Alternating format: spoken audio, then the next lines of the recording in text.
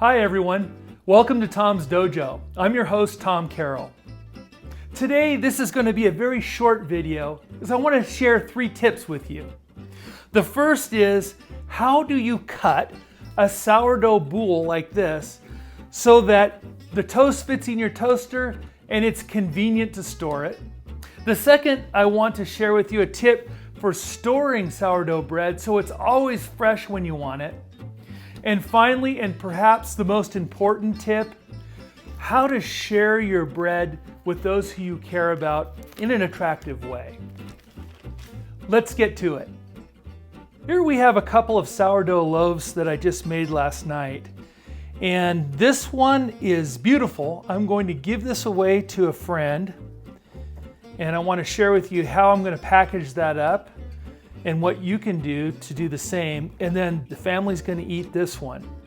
I use this particular method, this cutting method with the boule, because it produces slices of bread that fit in our toaster, and they're handy sandwich sizes. So what I do first is, this is the slash, this is called the ear of the bread. I'm going to cut this way, right down the center of the bread like this. Let's see here.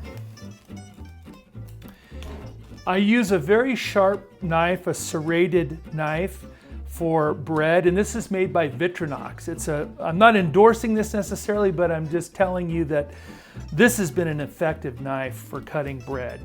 What I want to do is hold on to the bread, keep my fingers out of the way because this knife is very, very sharp, and then I'm going to start and use even strokes and go right down the middle of the bread. Then when I get to the halfway point, I put my hand over the top to stabilize it.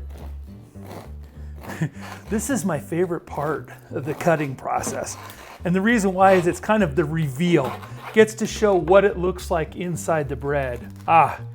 There's what it looks like inside the bread. That's got a nice crumb. Now, what I can do is I'm gonna turn this one upside down on the counter. And by the way, sourdough bread is wonderful because it will keep for days, several days, without doing too much. You can just turn it upside down on your cutting board and cover it with a towel or something, and it will keep for at least a couple of days without getting stale.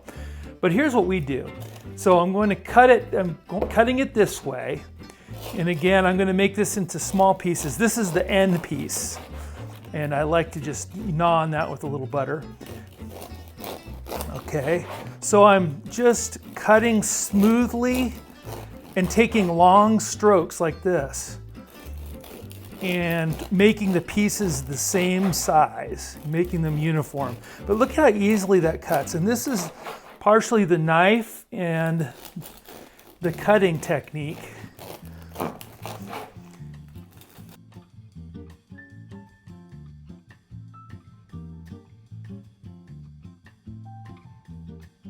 So once I'm done with this, I'm going to keep this one on the counter because we're going to eat this one today. And this I'm going to save. So I'm going to put it in one of these gallon Ziploc bags. And these work really nicely for storing bread. What I'm going to do is put it in the freezer.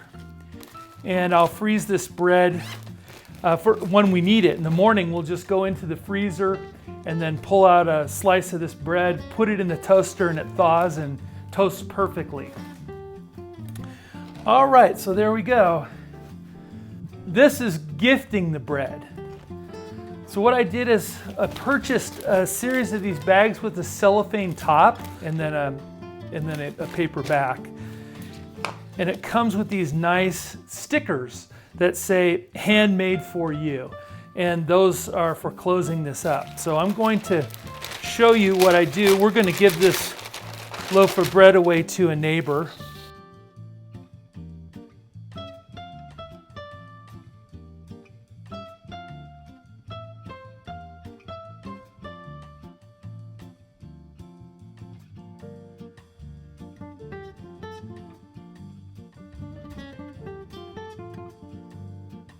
There you have it, 3 ways to make your sourdough life even more magnificent.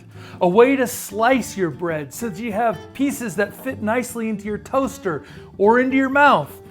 A way to store your bread so that you have fresh toast every morning for up to a month. And finally, a way to package your bread so that you could give it away to those you care about most. If you found these tips helpful, please subscribe, give it a thumbs up, and share it with a friend.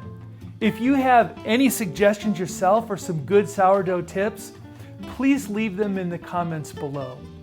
Thanks for watching, and we'll see you later on this week in the dojo.